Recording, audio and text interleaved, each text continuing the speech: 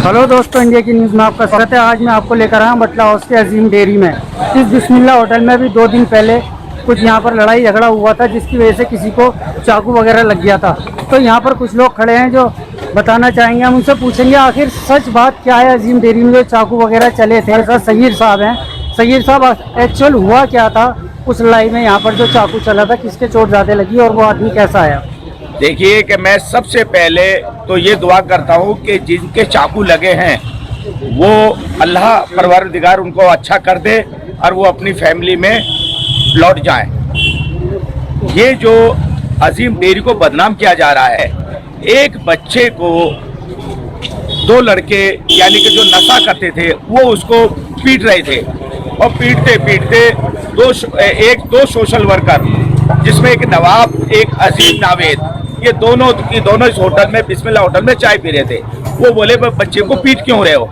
मैं इसी बात के ऊपर लेकर के उन लोगों ने ताबड़तोड़ 3-4 लड़के थे, उन्होंने ताबड़तोड़ उसके अजीम नावेद के ऊपर हमला कर दिया।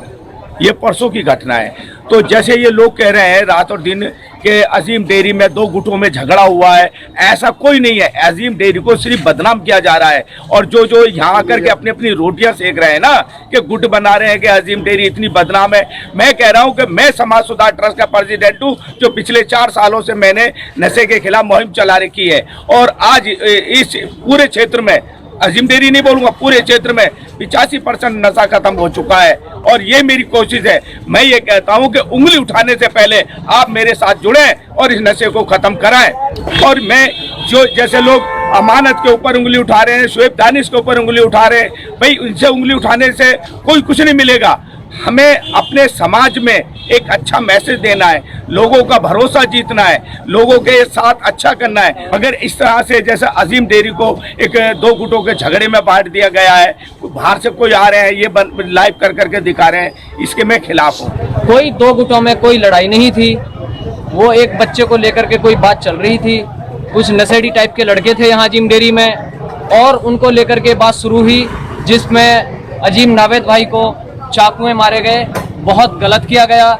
अपराधी सलाखों के पीछे जा चुके हैं, लेकिन कुछ जाहिल किस्म की औरतें और कुछ जाहिल किस्म के सोशल मीडिया पर अपने 4 लाइक पाने वाले कुछ जाहिल किस्म के लोग अजीम डेयरी को बदनाम करने की लगातार जो कोशिश हो रही है। आपको बता देना चाहता हूं मेरे दोस्त कि अजीम डेयरी के अंदर ना कोई आज तक मर्डर का केस है, ना कोई बलात्कार का केस है, ना कोई लूट का केस है, ना कोई किसी जमीन पर कब्जे का केस का कोई एक भी अपराधी है। और ये 2-3 लड़के जो थे वो सलाखों के पीछे जा चुके हैं। और रही बात एमन रिजवी की, एमन रिजवी जो है 4 लाइक पाने के लिए सोशल मीडिया पर अपनी फालतू फंड की बकवास यहाँ करके गई। ये जाहिल किस्म की औरत है। और रही बात अजीम डेयरी में, अजीम डेयरी में एक गांव जैसा माहौल होता है। अगर कोई अपराधी इधर आ भी जाता है उसका कोई साथ नहीं देता है। और ये लोग हिस्ट्री सीटर लोग हैं जो पकड़े गए हैं, इनके पक्ष में एक भी अजीम डेयरी वासी नहीं बोला है। हम लोग अजीम डेयरी के निवासी हैं, हम उनके डॉक्टर नावेद साहब के साथ हैं। और रही बात एमन रिजवी की, एमन रिजवी और एक सोशल मीडिया पर एक और वीडियो चल रहा है जो किसी न्यूज के नाम से है, शायद इंडिया 91 या भारत 91 न्यूज के नाम से है। इतने जाहिलियत का उन्होंने मुजाहिरा किया है। इतने प्यार के साथ लोग रहते हैं यहाँ जामिया में पढ़ने वाले लड़के और लड़कियां, मतलब स्टूडेंट्स यहाँ पे इतने प्यार से हम लोगों के बीच में रहते हैं, हमारे घरों में रहते हैं। आज तक कोई किसी प्रकार की कोई परेशानी लोगों को नहीं हुई, ना स्टूडेंट्स को ना बाहर से आए हुए लोगों को। और जो अजीम डेयरी में 1 महीना रह लेता है वो कभी अजीम डेयरी को छोड़ के नहीं जाना चाहता। मैं जाहिल एमन रिजवी से बोल देना चाहता हूं, अपनी औकात में रह करके अजीम डेयरी को बदनाम न करने की अपनी औकात में रहे। और एमन रिजवी जी, जो आप ये अपनी जो जाहिलियत का मुजाहरा यहाँ करके गई है ना, ये अच्छा नहीं होगा आपके लिए। और रही बात, आपके खिलाफ हम एक एप्लीकेशन लगाएंगे थाने में भी, जो आपने अजीम डेयरी को पूरा बदनाम किया है। अजीम डेयरी तब था तब आपके बाप दादा इस जामिया नगर या दिल्ली के अंदर नहीं आए थे। अजीम डेयरी को राष्ट्रपति जाकिर हुसैन साहब ने बसाया। आपको मालूम है, अजीम यहाँ केवल ओखले के अंदर जोगा भाई और ओखला को छोड़कर केवल तीसरा था अजीम डेयरी। और आज अजीम डेयरी को बदनाम करने की कोशिश की गई।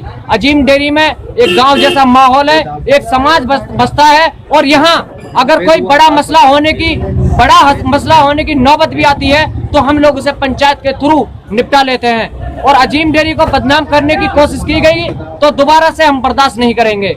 हाँ, जहां तक डॉक्टर अजीम नावेद साहब की बात है, हम उनके साथ खड़े हैं और उनके जब तक वो सही, उनको अल्लाह सेहत दे और जब तक वो सेहतयाब नहीं होते, हम हॉस्पिटल में उनके साथ खड़े रहेंगे। उन्हें खून की जरूरत पड़ेगी हम खून देंगे और उन्हें पैसे की जरूरत पड़ेगी हम पैसे देंगे।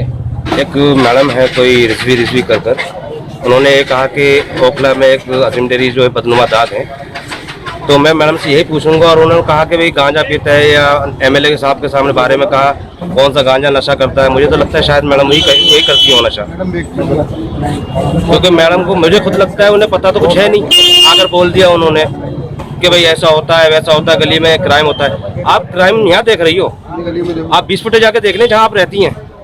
ऐसा कौन सा इलाका है जहाँ नशा नहीं होता? लेकिन हम मेहनत कर रहे हैं यार, हम किसी के पीछे 24 घंटे नहीं घूम सकते, हमें और भी चीज़ें देखनी होती हैं। ठीक है, आपने तो आगे मुँह उठाकर कह दिया कि भाई अजीम डेयरी जो है बदनुमा दाग है। यहाँ पर एक से एक अच्छा आदमी भी है, गलत भी मिलेगा, ऐसी बात नहीं कि गलत नहीं मिलेगा, लेकिन अच्छे आदमी भी है जो आप सबको सान रही हैं। पहले तो आपने बदनाम कर दिया, फिर कह रही है मैं सबको नहीं कह रही। इसका मतलब क्या है?